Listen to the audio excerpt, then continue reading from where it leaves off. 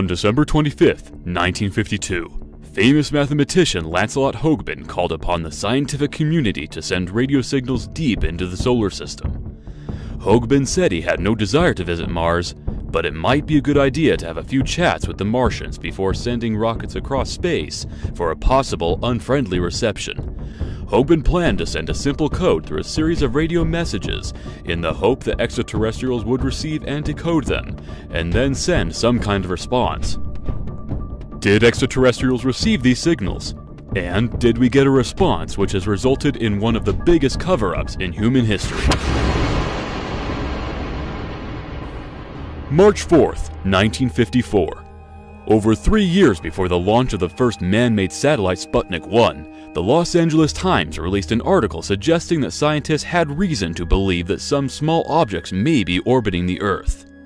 Clyde Tombaugh, the discoverer of the planet Pluto, and Dr. Lincoln La Paz, an astronomer from the University of New Mexico and a pioneer in the study of meteors, were assigned to search for the orbiting bodies.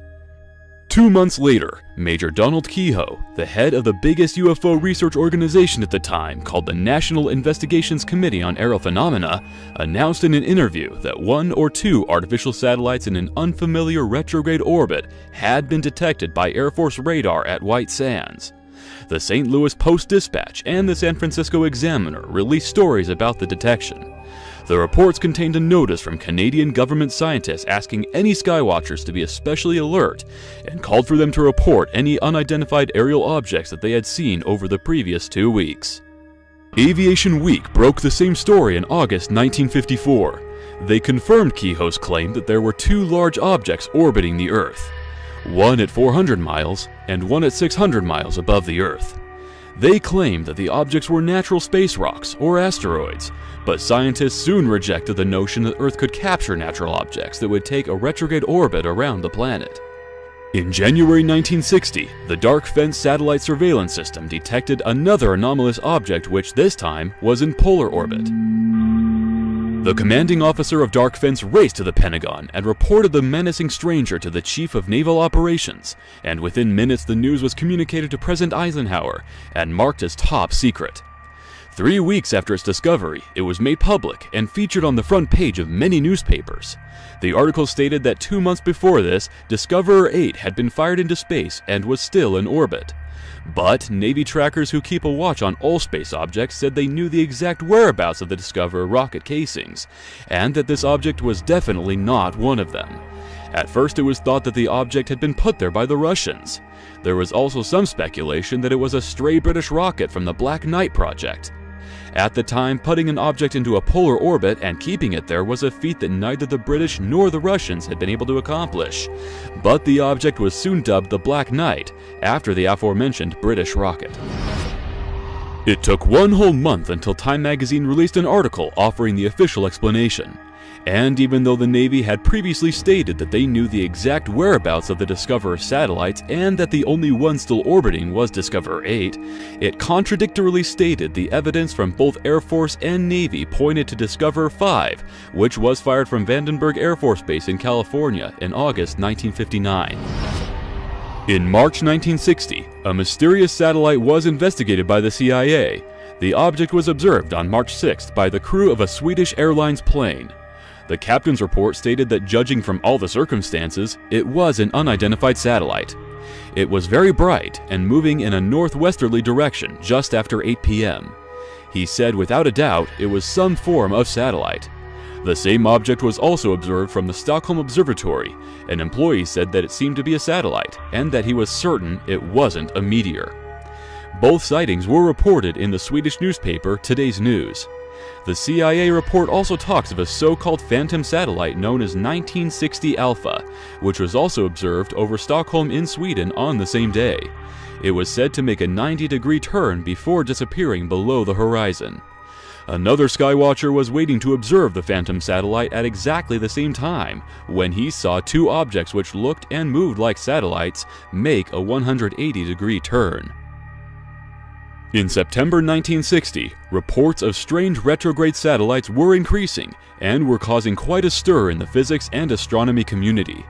Amateur astronomers from coast to coast and from Michigan to Missouri had reported seeing the objects. One object was said to appear at around the same time as the Echo 1 satellite, which was launched on August 12, 1960. Grumman Aircraft Corporation decided to set up a tracking station to capture a photograph of this mystery object, and on August 25, 1960, they were successful. This is the actual photograph taken by Grumman, and it's still the only confirmed photo of one of the mystery satellites available to the public. Grumman also confirmed that the object appeared around the same time as the Echo 1 satellite.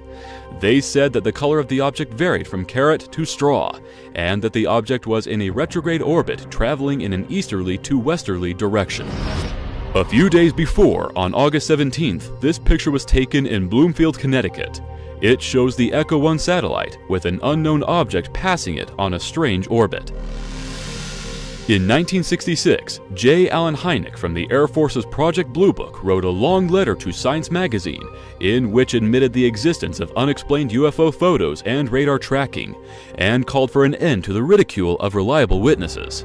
He said Air Force reports included unexplained UFO photos, radar tracking, and unexplained pictures from Project Moonwatch and satellite tracking cameras. He also wrote about the existence of a photograph of a retrograde satellite taken 2 years before the Grumman photo. He said that the unidentified object's speed, as calculated at Chicago's Adler Planetarium, was 3 times that of any Earth-launched satellite. Unfortunately, Project Blue Book was shut down just 4 years after this, leaving the Air Force's study on the object incomplete. But one case of a retrograde satellite does remain in the Blue Book archives. The report states that an object was spotted in June 1963. The object was in orbit and traveling 1.5 times the speed of a regular satellite. Arose as to whether they were artificial or natural. John P. Bagby, who worked in the research division of the Hughes Aircraft Company, wrote some articles concerning these odd satellites.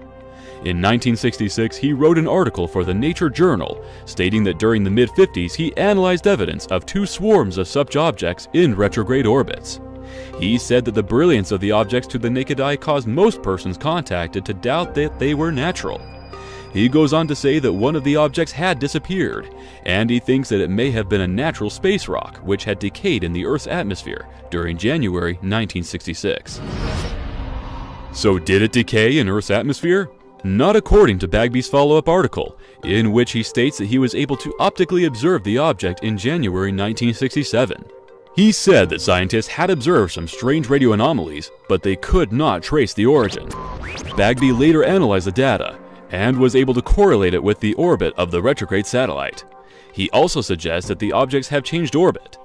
He discusses various possibilities, however the analysis is inconclusive, and he thinks that further direct observations of the objects are needed to further determine their orbit. In 1981, Bagby clarifies that at least one retrograde satellite is still in orbit, and notes that a retrograde satellite had been spotted in orbit as early as 1880, when a group of retrograde bodies were seen orbiting over Germany. This was reported in the Nature Journal at the time. Despite all these observations, scientists remained adamant that the Earth would not be able to capture a natural satellite that would take a retrograde orbit around the planet. So after all of these observations, the question is still not settled. Could it be that these mysterious satellites are actually artificial, but scientists do not want to risk their reputation and say that there are 1 or more UFOs orbiting the planet? If you want to get an article published in a journal like Nature, you cannot say that Earth is being orbited by UFOs. To the readers of Nature and the general public, a natural satellite sounds more probable, and yet science does not accept the latter as fact. So what is going on? And is there any evidence of a cover-up? In 1961, computer scientist Jacques Vallée and his team were working at the Paris Observatory tracking satellites. They started tracking unusual objects that were not man-made satellites. The objects were quite elusive, but the team decided that they would pay close attention to the objects, even though they were not on the schedule of normal satellites. One night they were able to get 11 data points for one of the objects. They found that it was in a retrograde orbit, and noted that it was very bright and prominent. That same night, the person in charge of the project confiscated the tape, and the next morning he erased it through fear of ridicule. These events contributed to Vallée's long-standing interest in the UFO phenomenon. In an interview, Vallée stated that other observatories had made exactly the same observation, and that there was a lot of data that was never published. Adler Planetarium director Robert L. Johnson and his colleague Frank Judson had been studying a mysterious orbiting object which would intermittently appear. Speaking in a Newsday interview in 1960, they both positively stated that the object was not an artificial satellite or space rock. Judson said the object didn't maintain a regular schedule like other orbiting bodies, and that it appeared some nights, and some nights it didn't. They also confirmed that when it did appear, it was usually at about the same time as Echo 1, but going in the opposite direction and about twice as fast. The object was orbiting the planet at an incredible speed, and it remained unidentified. But when Judson was asked the inevitable question, he said he doesn't know what the strange object is, but he doesn't believe in UFOs. Finally, in 1954, Captain Howard T. Orville, head of the President's Weather Control Commission at the White House, was questioned on WFBR radio by Lou Corbin, who served in the U.S. Army Intelligence Corps during World War II. He was asked if he knew of any condition under which two objects could enter the Earth's atmosphere and pick up orbiting at 400 and 600 miles out. To which he replied, "Not that I know of. Your doubts are well justified." Mr. Corbin then asked if the two bodies might be space stations. Captain Orville replied, "Well, that is an interesting thought. I don't know of any set of circumstances that would account for two natural objects orbiting around the Earth." During a broadcast with the same station 3 years later, Captain Orville said that he held the same ideas on unknown satellites orbiting the Earth as he had previously expressed. When asked if there was any new information about the unknown satellites, Captain Orville said that it appeared that the military might have kept the matter from publication. "From the American people?" asked Mr. Corbin. In reply, Captain Orville said he did not wish to call it a deliberate cover-up. He then added, "But we didn't hear any more about it, did we?" So there we have it. Evidence of a cover-up, and the answer to why scientists do not accept that the Earth could capture natural satellites in a retrograde or polar orbit. Because whatever these things are, there is an enormous amount of evidence which suggests that they are not natural. They didn't maintain a regular orbit. They appear and disappear, and have an odd color. They also change direction and reflect radio signals, which is impossible for natural objects. In more recent years, we have multiple UFO reports from astronauts and numerous videos of various space shuttles being tracked by UFOs whilst in orbit, adding to the evidence that the Earth is being visited. Maybe Lancelot Hoban's radio signals did prompt these strange satellites to appear in orbit around the Earth, or maybe they have always been here. The true origins of these mysterious objects may never be known, but if extraterrestrials wanted to keep Earth under observation, what better way to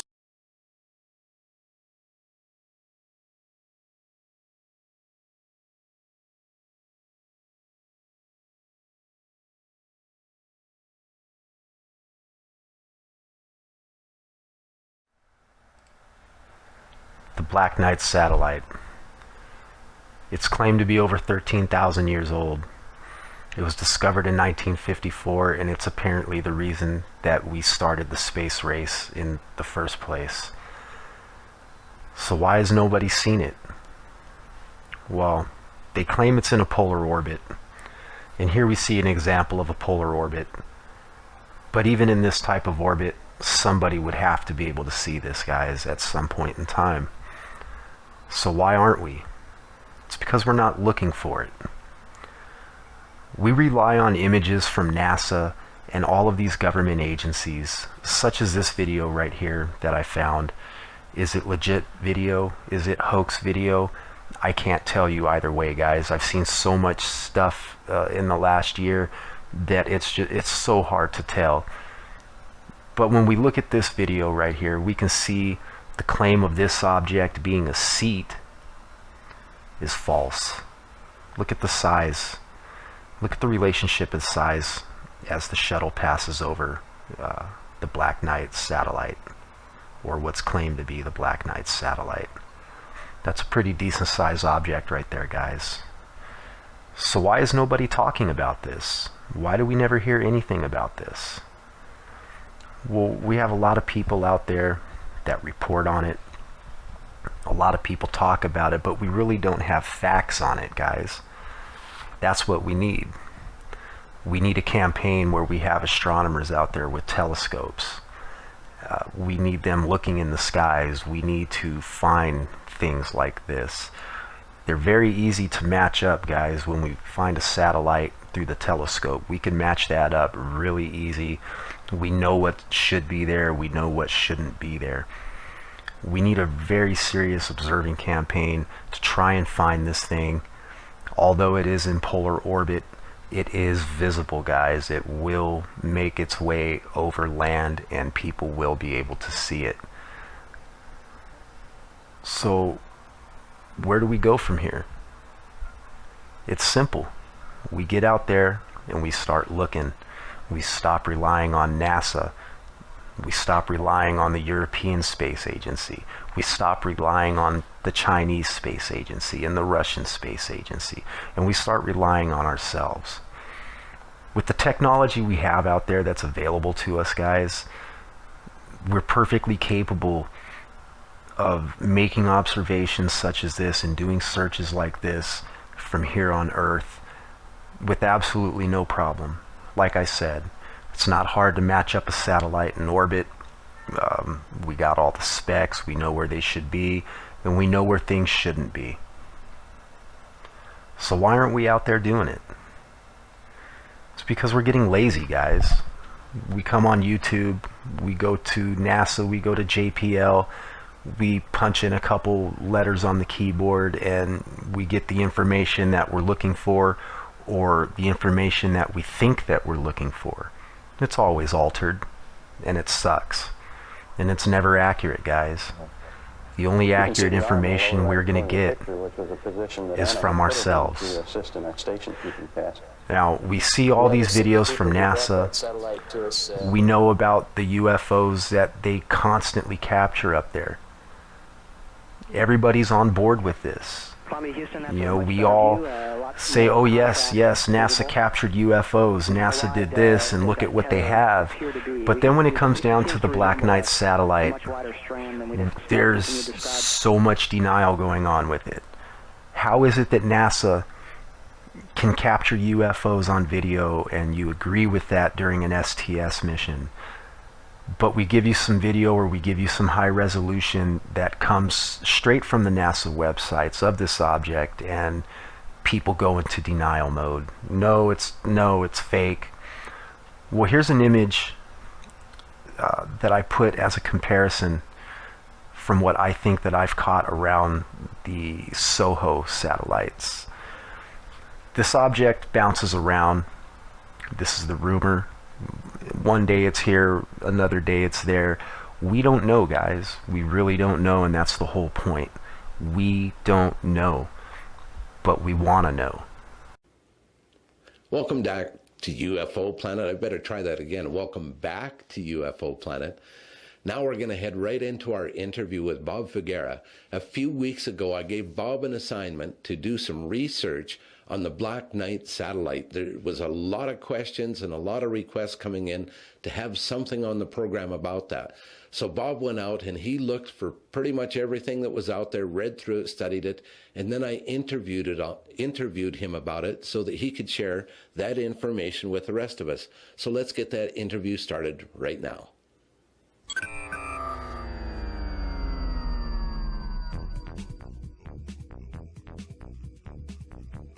We're here again with Bob Figuera. Bob is joining us from Brook Trails, California in the United States of America, and Bob was on special assignment for UFO Planet.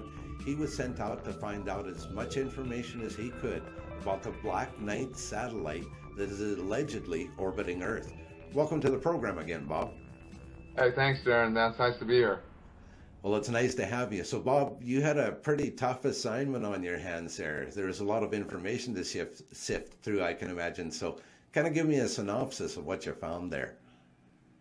Okay. The whole Black Knight thing is, mysterious satellites that's been orbiting the moon and the Earth, and a bunch of different opinions on what it is, where it came from, and how it got here, and why, and all that stuff. And it's gone a lot of different directions. Okay, let's just start off here with the basics first. Apparently, there are those who are saying that there is this gigantic satellite that has been labeled the Black Knight satellite that is orbiting the Earth, and some say it's been orbiting the Earth for 13,000 years. Is that correct? Yeah, some say 13, some say 15,000. It all started in 1899 with Nikola Tesla, Okay. technology man of the century, and I guess he got the first message, but he wasn't able to decipher it or didn't have the technology to really figure out where it came from. Okay. So in 1920, a bunch of college ham operators, like a group of ham operators, they received the first message. They weren't able to do anything with it either. The technology wasn't there. Okay. It wasn't until like 1927 or 28 where they actually got their echo radio transmission technology down, where they could actually triangulate a position of an origin of a signal. Okay, and that wasn't done by the college students, so that was done by military officials. Is that correct? It was basically a Norwegian professor of mathematics in the University of Oslo. Oh, okay. And then one other guy, chief consultant from the Naval Operations Center. They all got together with their technology, combined their technology and information. They were able to ascertain the distance that this thing was based on the echo time What delay. kind of distance did they find it was sitting out at? Now, originally they said it was 6,200 miles, something like that. Okay. It was out there a ways. Okay, now, also, carry on there. Now, when did the Soviets come into the picture? Well, that would be 1957 when they first launched Sputnik 1. They actually saw this thing in polar orbit on the moon, around the moon. Okay. And it was a it was a difficult target. They could never rely on it because they didn't understand the nature of its orbit. Okay. So they didn't know where to be, where to look for it, because it was always changing.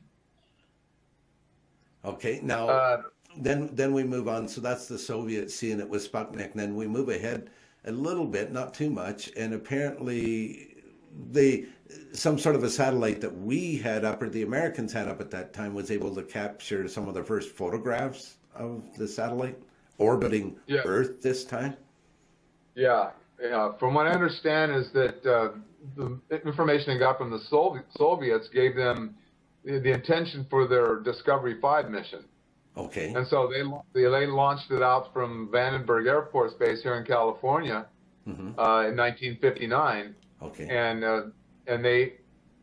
their intention was to go film this thing. Apparently Grumman had some contact or some technology that was in one of those satellites, the early satellites, and they actually got the first photos of it. Okay. Now, is it true that this is kind of what the time in history when kind of the flow of information stopped about the Black Knight satellite? We all of a sudden didn't hear a whole lot about it anymore. Is that correct? Well, that was just the real early stages where they were actually just starting to get some real information about it. Because they had a new program. The Defense Department had a new program called Dark Fence, and it was a tripwire radar that went from Alabama to Arizona with these 50 meter wide transmission receivers, whatever. Okay. And so they actually got 2 sightings of it the first day it was running. And then they'd gotten several more in the upcoming days. So that's where the real interest started with the government. And then in like 1960, the commander of that project went to the Pentagon and talked with some commander there, and they all got excited, and they went running to Eisenhower, and they all labeled it as top secret. Okay, so that's where the flow of information comes to a cease then. Not really.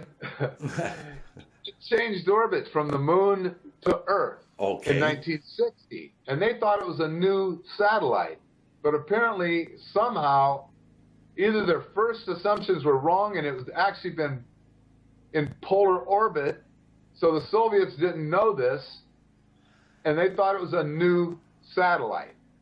But apparently it had been going around the Earth above them, because when their orbit was at 200 miles, this thing was way above them.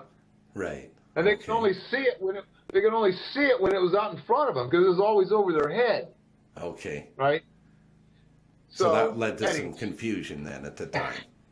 Yeah, well, you know, all this stuff was all brand new to them and stuff. Oh, and, absolutely. So now, how do we advance up? Sorry, go ahead. It wasn't until like '73 with this writer. He was an astronomer, a writer, Scottish guy, Duncan Lunan. He was the guy who was able to take this radio signal and decipher it. Okay. And that was pretty interesting because that was the first indication that we had what the intent of this satellite was. And it was simply stated, it says that our home is Epsilon Bootes, which is a double star. We live on the sixth planet of 7, counting outwards from the sun, which is the larger of the 2 suns. Our 6th planet was 1 moon. Our 4th planet has 3 moons. First planet has 3. The first and third planets each have 1 moon. And they say our probe is orbiting your moon. Interesting. Yeah, and then it gives an update to this constellation. Okay, so just so I understand it correctly and the viewers understand it correctly, this scientist deciphered the message that was being transmitted by this satellite, and that's what he said. That's what he speculated that it said. I'm not sure how much speculation, how much technology was, created that message. He was a writer. Mm-hmm. He kind of got... There might have been some Hollywoodization of that. Is that what you're saying, potentially? Possible, but, up to that point, there was no speculation as to why this thing was here. I mean, and it was only in calculating... He had a good enough data where he could calculate the position of the stars in that constellation and determine that that's the way that constellation looked like 13,000 years ago versus the way it looks like today. Oh, very interesting. So that's why there is the speculation that that's about the time that the satellite was sent. Right. Oh, it all adds together there. Yeah, so now people are wondering, okay, well, if they put it up there 13,000 years ago, why would they do that? And many people have made speculations as to why, and I've read all the reports and stuff, and the way I see it, there's only 3 possible explanations, and that is that, the Black Knight was put over our planet because they had to leave our planet, and they wanted to leave a historical record of why they were there, why it was left there, and where they went. Okay? Interesting. Okay. Second? So, yeah, the second would be the developments, as we understand the time-space continuum thing, right? Mm-hmm. And that this is just simply a time capsule that was placed there by those off-worlders who actually live on that planet Bootes in the Epsilon constellation. Okay. Now, and number 3? Well, that would be that there was some new discoveries recently, and now this is on me, okay? I'm going to take responsibility for this because I came across some information that says that as our planet is changing, a global planet and the global warming is changing the Siberian tundra to the point where now that the researchers can actually get deeper into Mother Earth and, because it's like a layer of trees. The deeper you go, the further back in history you go. Yes. And they discovered now that these new findings that they're having from the mammoths have yielded extremely high particulate levels of radiation. And it's a type of radiation that we've never created on this planet. And they're finding this in the layers. They're finding this in the layers where these remnants of the mammoths are at right now. So one can conclude that if there was enough radiation to kill the mammoths, then what would it have done to the inhabitants of this planet? Assuming that they were maybe advanced beings who came here from some other world and they settled here, and interestingly enough, the last report that I know of about the galactic wars between the humans who took this planet over versus those reptilian beings, they had this big war. And what better way to knock somebody off the planet than to contaminate it? And they were low-dimensional beings. Interesting speculation there, Bob. So, I don't know. It could be any one of those three. You know, Well, one thing for sure, it's very interesting, and we've been fortunate in that we have more technology up in space, and we've been able to see some more recent photographs that were taken from the shuttle missions, and which prove that something's up there. Would you believe that, Bob? Do you think that the Black Knight satellite is truly orbiting the Earth? One word, yes or no? absolutely. Okay. Absolutely. And they still think it's up there, but it's in some kind of a strange orbit, and they don't always see it, or they're just stepping on it. You know, they believed it because they got the pictures of it that they took from the space shuttle, and they declassified it from top secret, you know, to public domain or whatever, and everybody was already tired of the story. But then when the interest redeveloped, they pulled all the photos off their NASA website of January this year. I don't know, out of Very fear, interesting. What? So I think when they do things like that, it causes more speculation than anything. It causes more interest to rekindle itself. But we're running out of time here today, Bob. I just want to thank you for doing such an impeccable job on researching the Black Knight satellite. I'm sure we'll be hearing more about that in the future, but we certainly appreciate what you've brought to the table here for us today. Well, thank you. You know, thanks for the assignment. It was a very interesting assignment. I was glad to be able to spend some time doing it. Well, you did a great job, and I look forward to your next one. And until then, thanks so much, and you take care, Bob. Thank you, Darren.